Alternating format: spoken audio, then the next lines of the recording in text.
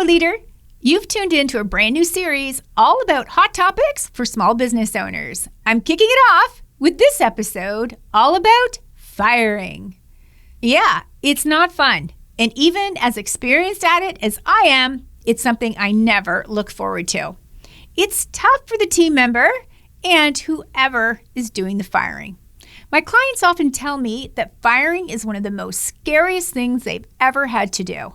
So they don't. And instead, they keep the person on payroll and tolerate the many disappointments that they know is not only affecting her, but the entire team. So today, I'm sharing my experience with you. It's my top 5 strategies about how to fire someone without losing brand loyalty. Yeah, let's do this well so that your exiting team member doesn't take to social media to take you and your reputation down with them. These are actual tactical steps that you can take so that you're sure to treat this person with dignity and respect while also being very efficient with your time without coming off as being harsh. You know, I've never actually counted how many people I've fired over the years because, well, it would be a big number. But the number I do know for sure is 3. That's how many people didn't shake my hand or give me a hug on the way out the door. So why were so many people happy to leave me after that firing conversation? Well, I believe it's because they were overwhelmed with the feeling of relief. They were relieved that they were never going to have another performance conversation with me.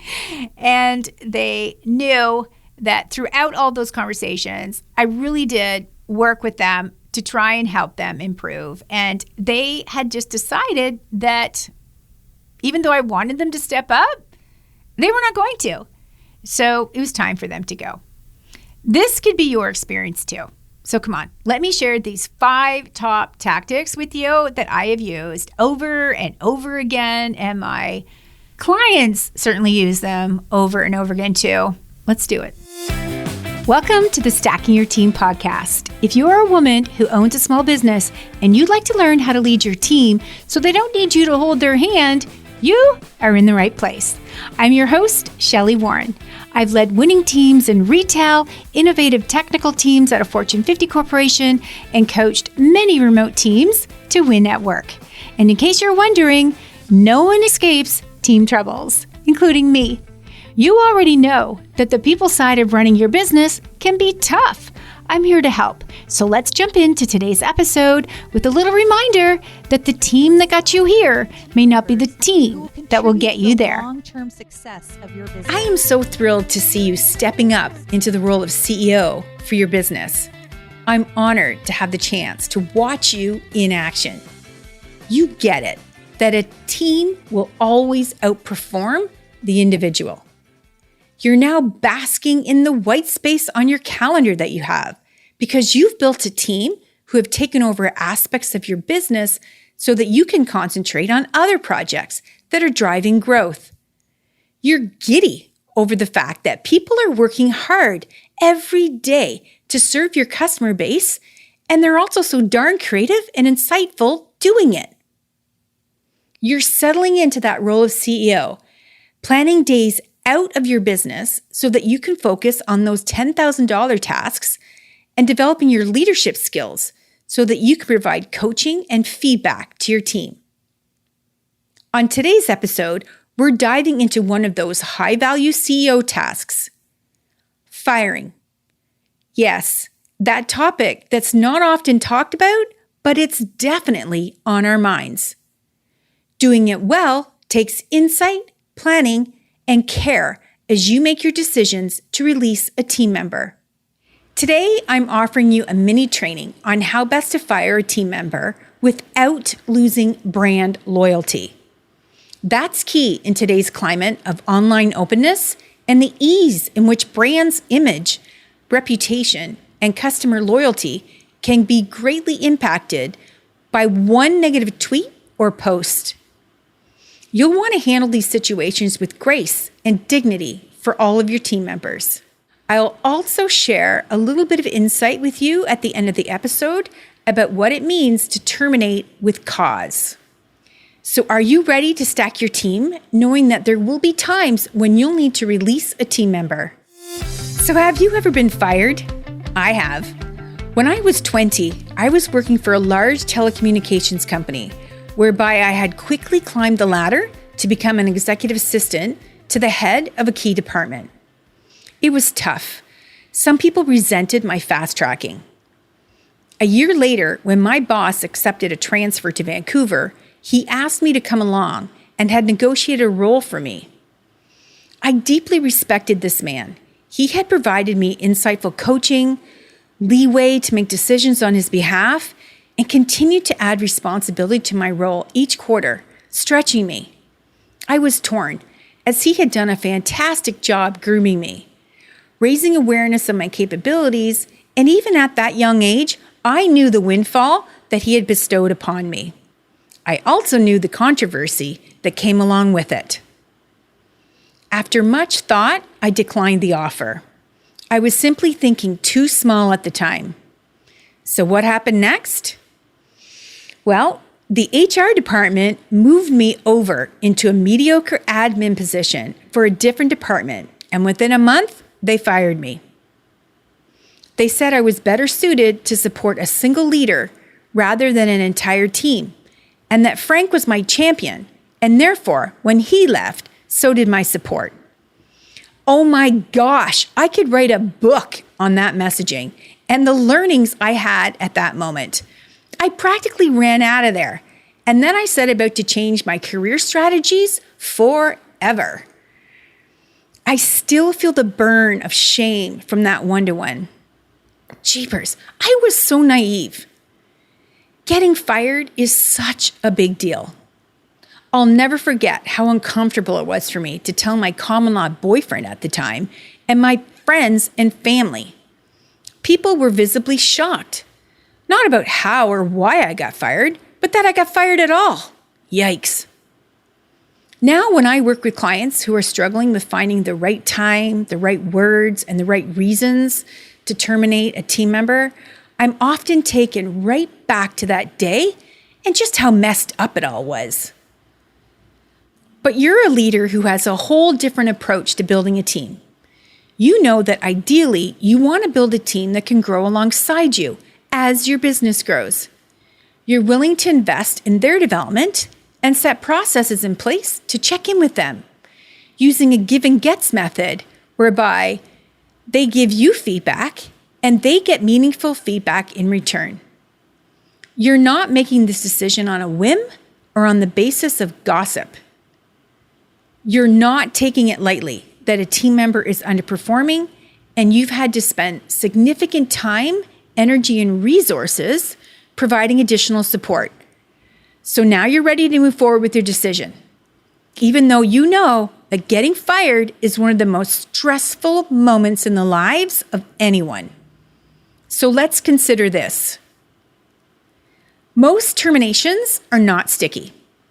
However, if you have not provided documented feedback for your team member or the specific coaching sessions and one-to-ones that you've held, or if you have a sense that the team member may become disenchanted with the termination, it's within your best interest to have a consultation with your employment law attorney and get some extra guidance. So here's my top 5 strategies for releasing a team member. So here's number 1. Host your one-to-one with your team member at the start of their workday. I'm sure you've heard stories about people who've been fired after they delivered a large project, or after they've put in a regular workday, or even a week before Christmas. There really is no perfect time to terminate someone. However, hosting the meeting in a location that's not out in the open and is in a place that allows for an uninterrupted exit by the team member is greatly appreciated. There are also actions that you can take to ensure personal items are gathered in advance and that care is provided to ensure a safe trip home afterwards.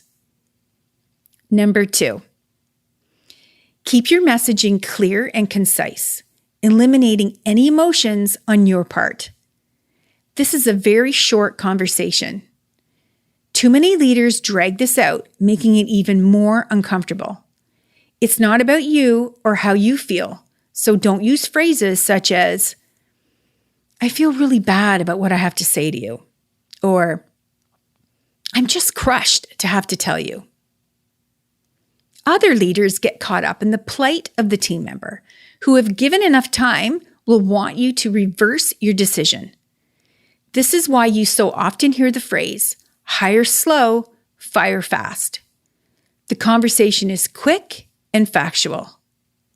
Number 3, pay them an entire month's wages. Just do it. This will ease their concern for immediate household bills while they look for another position. Your team member will appreciate this gesture. If there are other payments in lieu of termination, or if you're ending an employment relationship that you have outlined in a contract, follow it to a T. Also, follow any employment laws for your state or your province. Number 4, be ready to immediately close the loop on items that are necessary for the security and the well-being of your business, your extended team, as soon as you leave the meeting. Don't get distracted by other work. You'll want to deactivate any security access to buildings, files, and emails, and you'll want to obtain any company property that they may have had. You'll also want to communicate to your extended team that this team member is no longer working with you based on performance. Do not share details. Don't encourage gossip, but do encourage anyone who has a concern to come and speak to you directly, albeit you will still focus on keeping the privacy of your former team member. You'll also need to communicate to any customers or clients that this decision is impacting, and you'll want to have a plan in place to monitor social media for the next few weeks, just to minimize any risk. And take a note in that formal letter that's in the download that outlines the expected trust of mutually respecting the details of the decision.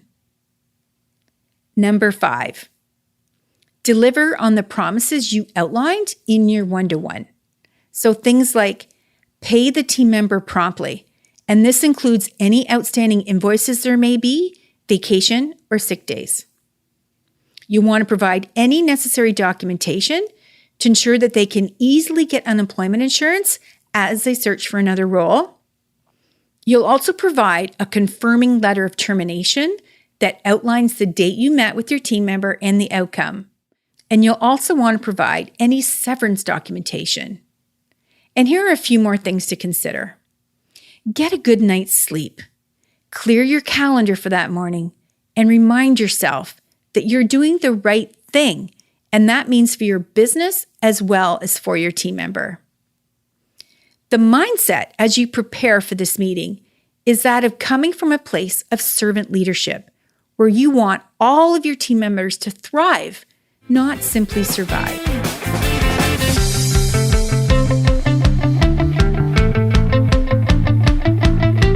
So here's the thing. Firing is the end point to poor performance. It happens after we tried every which way but loose to provide more training, more face time, more feedback, reconfiguring responsibilities, and even third-party developmental training. Yet the team member has not been able to turn around results. No one enjoys terminating a team member. It's awkward for everyone. And many team members will feel relieved. Yes, it's true. They know that they've not been able to meet your standards.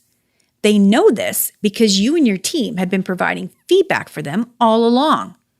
The relief comes from knowing that there's another position out there for them that's better suited, and they can take what they learned from working alongside you and use it as they move forward in their career. And as promised, here is some insight on when it would be appropriate to terminate a team member with cause. So essentially, cause refers to any actions that an employer considers being grave misconduct. So here are some examples.